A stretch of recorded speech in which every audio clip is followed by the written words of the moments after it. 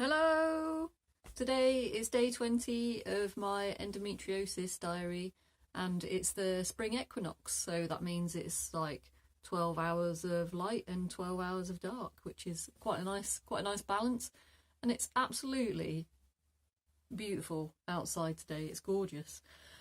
So I'm going to try and finish what I was saying yesterday after my epic brain fart.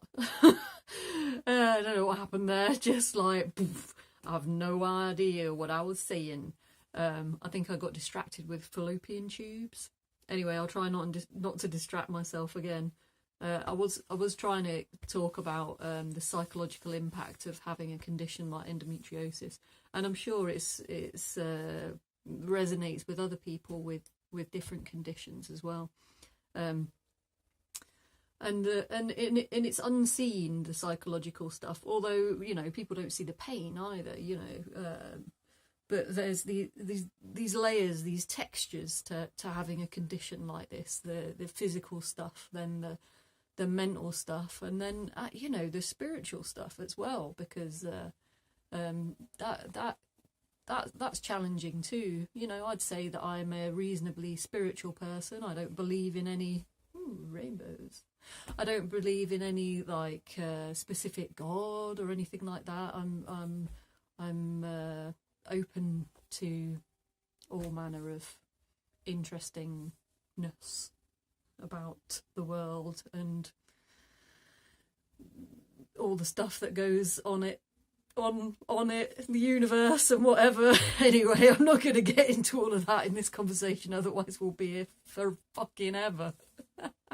So, the psychological impact of having a condition, and the waiting and the anxiety that's produced when I know that an endo or a period cycle is on the horizon, and the anxiety that I begin to experience because I know that I'm going to be taken out of action possibly, or there's a bit of an unknown now about whether I will be able to continue doing what I'm doing, and that's kind of a bit of a it's complicated thing to deal with, really, psychologically. I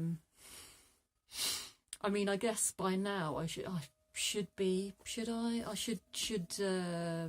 know what to do, but I don't really, not all the time, and sometimes I'm too caught up in all the life stuff to even be able to think clearly about what would be good for me, or how to come out of anxiety, or how to reduce being overwhelmed about stuff, things like that. I mean, generally when I know that I'm due for an endo cycle, I try not to make any big decisions about anything, and try to do what I can to keep myself well. So that, and I've said this before, exercise, diet, meditation, yoga, whatever works for you, really. It's important to have those quiet times. Even something as simple as having a bath in in some nice salts with some nice smells and things can just help to calm you down, and then that calms your body down, and your body and your mind, and it can help sometimes. What else was that? I wanted to say something about diet and about food, because one of the other psychological impacts that endo has had on me is with my eating habits, because it's attached to my bowel, to my large intestine. It affects going to the toilet and feeling bloated, and that's where most of the pain and stuff is, and the psychological impact of that, because of not knowing for years what it was that was wrong with me, is that I started cutting a lot of things out of my diet, or I started to become afraid of food, which was quite something to go through, because I really love food, and to fear something that you love and enjoy, that can really mess with your head, and it did really mess with my head. And I pretty much developed some eating disorders over the years, I would say, and I still now go through periods of feeling like I shouldn't have certain things, or maybe I try and cut something in particular out of my diet to see if it helps. And sometimes it does. Sometimes it does help. Like I've recently cut out dairy in the past over a year, I suppose, year and a half. Pretty much 90% cut out dairy, and I do feel that it has helped with the hormones, and I don't feel as out of control, I guess, out of control of my thoughts and my mind and where I'm at. Like I'm a, you know, when I have hormone disturbances, I just feel like a puppet. I don't feel like I'm in control of anything. Not that any of us are in control, but you know, you get to understand your own mind as you live through life, and I don't often feel when I'm going through hormonal difficulties, I don't feel like myself, and I feel like, yeah, like a puppet or something. Like something else is pulling the strings. Like all these hormones are pulling me around. Ooh, it's unpleasant. So what was the point?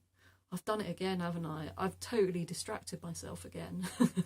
I was talking about food, wasn't I? Yeah. I was talking about being afraid. Being afraid of food. Don't be afraid of food. Find the things that work for you. Find the foods that work for you and listen to your body. I mean, you know, I can say this to other people. I need to say it to myself. Listen to my body. Listen to it. Respect it.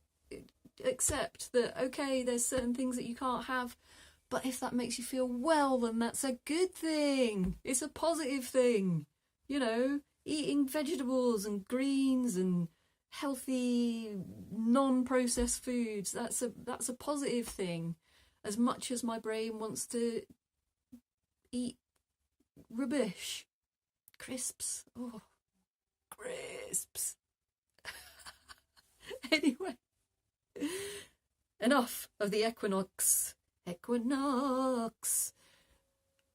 Hyper crazy woman.